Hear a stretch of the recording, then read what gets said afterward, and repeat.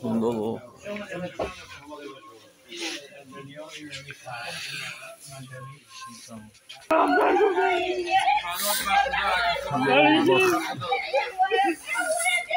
السلام علیکم برادرای عزیز، امیدوارم که خوب هستین، صحت سلامت هستین. برادرای عزیز، خدا برکت آموزه. در می پس ما ویدیو هم برادری که گذشته شده بود از تاجیکستان از شهر وحدت در حقش دعاگو باشین. همین امروز رایش کردن. باقی در امان الله باشین برادرها.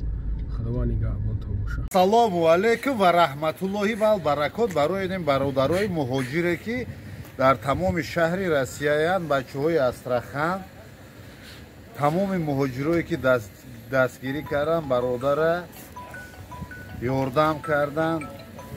خدا با شکر مناداری خمون بیان میکنیم با برادرها. هزار رحمت کلام به همتون. برادر روی کردیم.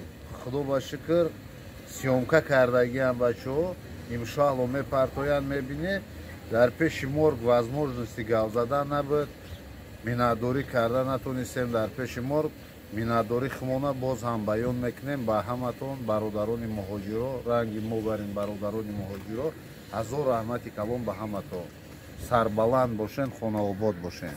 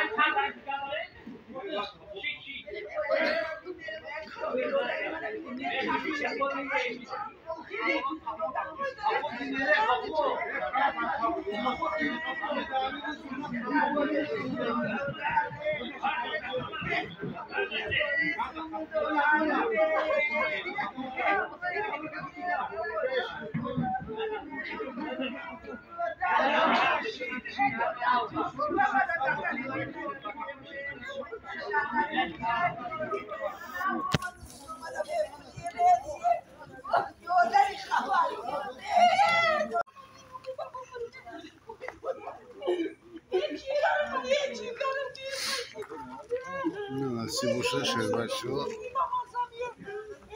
مردر روی کرده سه این برادر روز میپرتوه ویدیوشه بینه. من خدا رحمت ریدن بارش کرده و که انشاءالله میره و هزار رحمت به آدمایی که سهم خشون نگذروندن.